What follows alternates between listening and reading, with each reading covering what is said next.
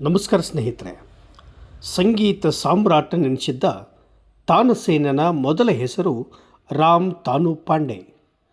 ಗ್ವಾಲಿಯರ್ನ ಇವನ ತಂದೆ ಮುಕುಂದರಾಮ್ ಪಾಂಡೆ ವಾರಣಾಸಿಯ ಸುಪ್ರಸಿದ್ಧ ಸಂಗೀತಗಾರ. ತಾನ್ಸೇನನು ಗ್ವಾಲಿಯರ್ನ ಮುಸ್ಲಿಂ ಸಂತ ಫಕೀರ್ ಮೊಹಮ್ಮದನ ಆಶೀರ್ವಾದದಿಂದ ಜನಿಸಿದನೆಂಬ ಪ್ರತೀತಿ ಇದೆ. ಬಾಲ್ಯದಲ್ಲಿ ಇವನು ಹುಲಿ, ಸಿಂಹ, ಕಿರುಬ ಮೊದಲಾದ ಪ್ರಾಣಿಗಳ ಧ್ವನಿಗಳನ್ನು ನೈಜವಾಗಿ ಅನುಕರಿಸ್ತಾ ಇದ್ದ. 10ನೇ ವಯಸ್ಸಿನಲ್ಲಿ ಇವನನ್ನು ತಂದೆಯ ಸ್ನೇಹಿತನಾದ ಸ್ವಾಮಿ ಹರಿದಾಸ್ ಎಂಬ ಸಂಗೀತ ವಿದ್ವಾಂಸರ ಬಳಿ ಅಧ್ಯಯನಕ್ಕೆ ಕಳಿಸಲಾಯಿತು. ಸ್ವಲ್ಪ ಕಾಲ ಇವನು ಫಕೀರ್ ಮೊಹಮ್ಮದನ ಶಿಷ್ಯನಾಗಿಯೂ ಸೇವೆಯನ್ನು ಸಲ್ಲಿಸ್ತಾನೆ. ಯೌವನದಲ್ಲಿ ತಾನ್ಸೇನ್ ಮುಸ್ಲಿಮನಾಗಿ ಮತಾಂತರ ಹೊಂದಿದ್ದ ಓರ್ವ ಹಿಂದುವಿನ ಮಗಳನ್ನು ಪ್ರೇಮಿಸಿ ವಿವಾಹವಾಗಿ ತಾನು ಮುಸ್ಲಿಮನಾದನು.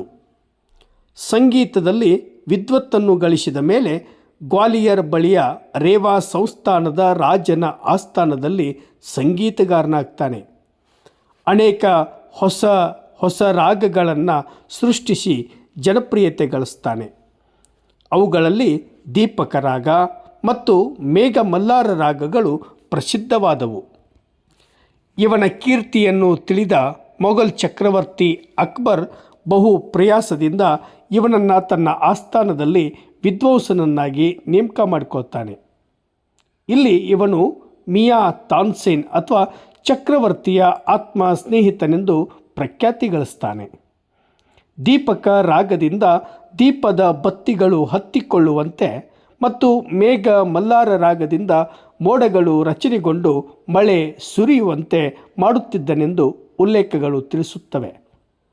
ಮುಸ್ಲಿಮನಾಗಿ ಮತಾಂತರಗೊಂಡಿದ್ದರೂ ಹಿಂದುತ್ವವನ್ನು ಉಳಿಸಿಕೊಂಡಿದ್ದ.